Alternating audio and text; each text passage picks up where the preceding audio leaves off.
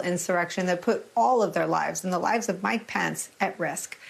But the evidence isn't going to be a problem. And the Washington Post is reporting that the impeachment managers are, quote, concentrating on building their case around Trump personally, both what he said in the run-up to the January 6th attack and at a rally that day, and how his words were interpreted within the White House and outside of it, according to people familiar with the deliberations. Joining us now, Democratic Senator Jeff Merkley of Oregon. He's a member of the Foreign Relations Committee.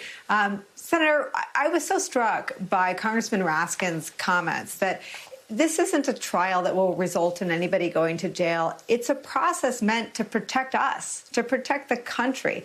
And I wonder if that won't be the emphasis to your Republican colleagues in the Senate. Yeah, Jamie Raskin was absolutely right. It does two things, protects us in two ways.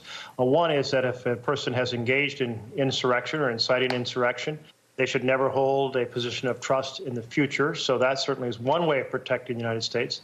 The second is that it sends a message to future leaders that if you engage in this type of conduct, there will be consequences. There will be accountability. And that's a very important message for us to send. And I must say, having just come from the floor a little while ago and the vote that was taken as to whether to proceed with this trial, I'm afraid we do not have our Republican colleagues firmly supporting the vision of our Constitution in this regard. How did we get here? I saw that vote today, and I have zero expectations that there are any Republicans left, and it breaks my heart to admit this privately, but especially on TV, that there are none left who put the country ahead of not even their party, because Donald Trump's not a Republican. He's about Donald Trump.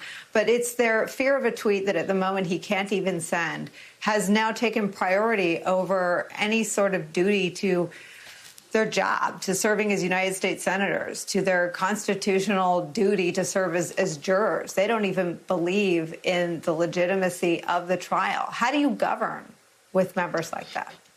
You know, we're in the situation where they participated in the creation of a mob. And then suddenly they go, well, if I stand in front of that mob's going to run right over the top of me. And I'm afraid of that mob. That's the way they feel about their Trump base. They essentially participated in the lies by not calling them out day after day, year after year for 4 years. And Trump has Trump media.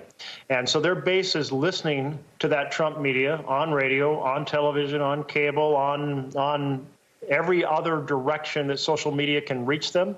And so the base is absolutely convinced that Trump is some kind of important hero, and they will take it out on anyone who disagrees. And so they're afraid of their next election. They're afraid for their safety. They're afraid for their family's safety. And they're not standing up for our nation and for their oath to the Constitution. The current president had a phone call with the Russian leader that hasn't happened, couldn't have happened any day, any month, any year of the last 4 years of the Trump presidency. He took America's side around questions of dissidents, around the bounties placed on the heads of American soldiers, and around that massive hack into U.S. executive branch, I should add, agencies. What, from your perch and sort of your depth of knowledge around this U.S.-Russia relationship, how long will it take? You know, these relationships don't switch overnight, but how long will it take to re-exert America first interests in the U.S.-Russian relationship? You know, I'll tell you, Nicole, one of the most bizarre things of the last 4 years was to have a president who continuously took Russia's side instead of taking American side. So weird. I think of it like so strange. I mean, it's why so many of us feel that Russia has something on him. There were, of course, information in that regard, but never proven. But he acted like he was terrified of Russia. So he was a lapdog for Russia. Russia interfered in the 2016 election. He said they didn't. All of our intelligence agencies said he did. Trump said, oh, no, you know, Putin told me he didn't, so that must be the case. He didn't ever protect us. He was the lapdog for Russia rather than being the watchdog for America. So how refreshing it was today to have a president stand up for America against Russia, to talk about the SolarWind hack on our Justice Department, to talk about the bounties being paid to kill our soldiers, to talk about the 2020 as well as the 2016 interference in our elections, to talk about the poisoning of dissidents, including Navalny, and to talk about the treatment of the protesters in Russia. I mean, this is the type of president you expect, someone to stand up for America. We got it today. It was a beautiful thing. Senator Jeff Merkley, thank you so much for spending some time with us. It's great to see you. We're grateful.